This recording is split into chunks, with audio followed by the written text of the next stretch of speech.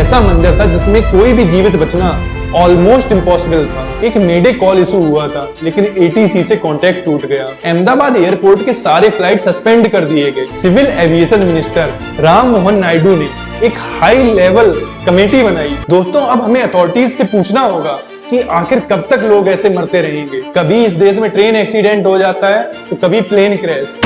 दोस्तों, एक पल के लिए सोचिए, एक आम सी दोपहर, एक फ्लाइट जो सपनों का शहर शुरू करने वाली थी, और फिर एक धमाका, जमीन पर आग के गोले, लोगों की चीखें और एक सन्नाटा जो दिल को चीर कर रख देता है। मैं कोई फिल्म सीन की बात नहीं कर रहा हूँ, मैं बात कर रहा हूँ 12 जून की उस दोपहर की, जब air India flight AI 171 Ahmedabad के आसमानों से जमीन पर गिर गई। एक यात्रा जो लंदन तक जानी थी, लेकिन वो महज 30 सेकंड में ही खत्म हो गई, और साथ ही खत्म हुई उस फ्लाइट में 241 जिंदगियां। ये घटना सिर्फ एक हेडलाइन नहीं है, बल्कि ये घटना न जाने कितने परिवारों को तबाह कर गई है, कुछ ऐसे जख्म बना गई है जो शायद ही कभी भर पाएंगे। दोस्तों, आप सोच रहे होंगे, लेकिन ये सब हुआ कैसे? एक मॉडर्न बोइंग प्लेन जो दुनिया की सबसे सेफेस्ट प्लेन लिस्ट में आता है, ऐसे कैसे गिर सकता है? क्या ये इंसानी गलती है, या मशीन की खराबी, या कोई किस्मत का खेल? और इस घटना ने अहमदाबाद के उस रेसिडेंशियल एरिया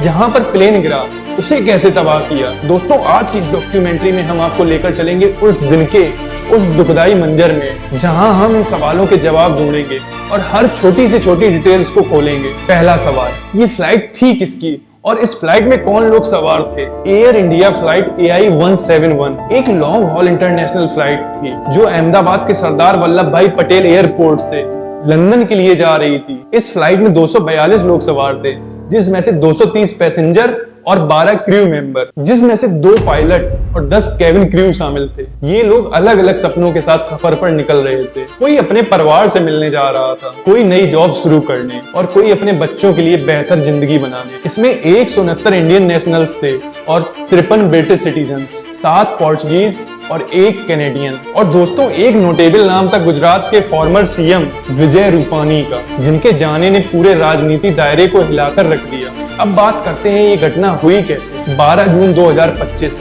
दोपहर के 1:17 इस प्लेन ने रनवे से उड़ान भरा, लेकिन सिर्फ 30 सेकंड में। जब ये प्लेन 625 फीट की ऊंचाई पर था, कुछ गलत हो गया। CCTV फुटेज से पता चलता है ये प्लेन अचानक से नीचे आने लगा, और फिर एक भयानक सा धमाका हुआ जब ये BJ मेडिकल कॉलेज के डॉक्टर्स हॉस्टल पर जा गिरा, जो मेघानी नगर के रेसिडेंशियल एरिया में। ये आग इतनी तेज थी कि क्रैश एरिया में टेम्परेचर 1000 डिग्री सेल्सियस से भी ज्यादा पहुंच गया था, और इस हादसे में हॉस्टल के डाइनिंग एरिया में खाना खाते हुए लोगों की जान चली गई। ये एक ऐसा मंजर था जिसमें कोई भी जीवित बचना ऑलमोस्ट इम्पॉसिबल था। इस हादसे में सिर्फ एक जान बची, रमेश विश्वास कुमार की, जो सीट नंबर 11A पर बैठे हुए थे। रमेश ने बताया, एक तेज धमाके के बाद सब कुछ अंधेरा हो गया, और जब होश आया तो चारों तरफ मौत का मंजर था। दोस्तों, अब आप सोच रहे होंगे इस घटना के तुरंत बाद क्या किया गया। क्रैश के कुछ पलों के बाद इमरजेंसी सर्विसेज ने वक्त गवाए बिना काम शुरू कर दिया। 6 NDRF टीम, फायर इंजन्स,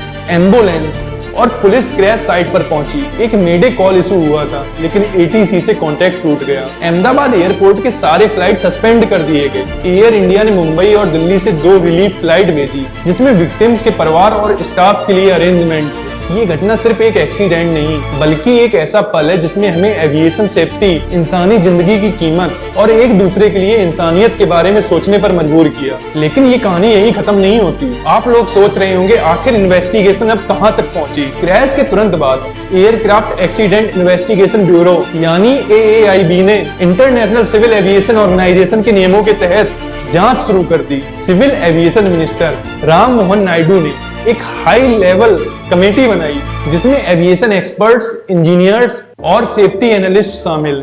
दोस्तों, एक बड़ा ब्रेक थ्रू आया 13 जून 2025 को, जब क्रैश के 28 घंटे बाद फ्लाइट डेटा रिकॉर्डर यानी एक black box BJ medical college की छत पर मिला। ब्लैक बॉक्स प्लेन की हर हरकत पर नजर रखता है, स्पीड एंड एल्टीट्यूड कॉन्फ़िगरेशन। लेकिन दोस्तों, दूसरा black box cockpit voice recorder, जो पायलट्स की बातें रिकॉर्ड करता है, वो अभी तक नहीं मिला और उसकी तलाश जारी है। अब आपके मन में एक सवाल चल रहा होगा, क्रैश के पीछे की क्या वजह हो सकती है? अभी तक कोई फाइनल जवाब नहीं आया है, लेकिन इन्वेस्टिगेटर्स कई पॉसिबिलिटीज पर काम कर रहे हैं, जिसमें से पहली थ्योरी है इंजन थ्रस्ट फेलियर। दोस्तों, जिस हिसाब से प्लेन जमीन पर गिर रहा था, उसे देखते हुए कई एक्सपर्ट्स ने बोला कि प्लेन के दोनों इंजन खराब हो चुके थे। Farmer pilot captain Saurabh Bhatnagar ने एनडीटीवी पर कहा, प्लेन तब ही नीचे आता है जब इंजन ताकत देना बंद कर देता है। अब एक और सवाल बनता है, क्या प्लेन का कॉन्फ़िगरेशन गलत था? वीडियो में दिखा कि प्लेन के लैंडिंग गियर टेक ऑफ के बाद भी नीचे थे, जो नॉर्मल नहीं। एक पायलट गियर ऊपर करता है ताकि ड्रैग कम हो, और इसके अलावा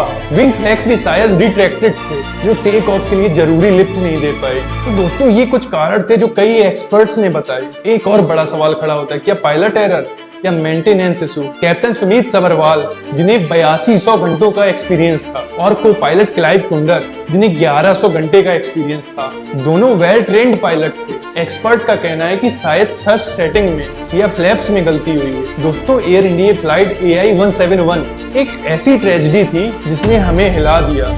ये घटना हमें याद दिलाती है कि सफर में सेफ्टी पहली प्रायोरिटी होनी चाहिए, और हर जिंदगी अनमोल है। दोस्तों, अब हमें अथॉरिटीज से पूछना होगा कि आखिर कब तक लोग ऐसे मरते रहेंगे। कभी इस देश में ट्रेन एक्सीडेंट हो जाता है, तो कभी प्लेन क्रैश। अब हमें जवाब मांगना होगा। दोस्तों, आप इस घटना के बारे में क्या सोचते हैं? अपना ओपिनियन कमेंट सेक्शन में जरूर दें, और वीडियो को लाइक करें एंड अधिक से अधिक शेयर करें। मिलते हैं एक नई कहानी के साथ, तब तक के लिए जय हिंद।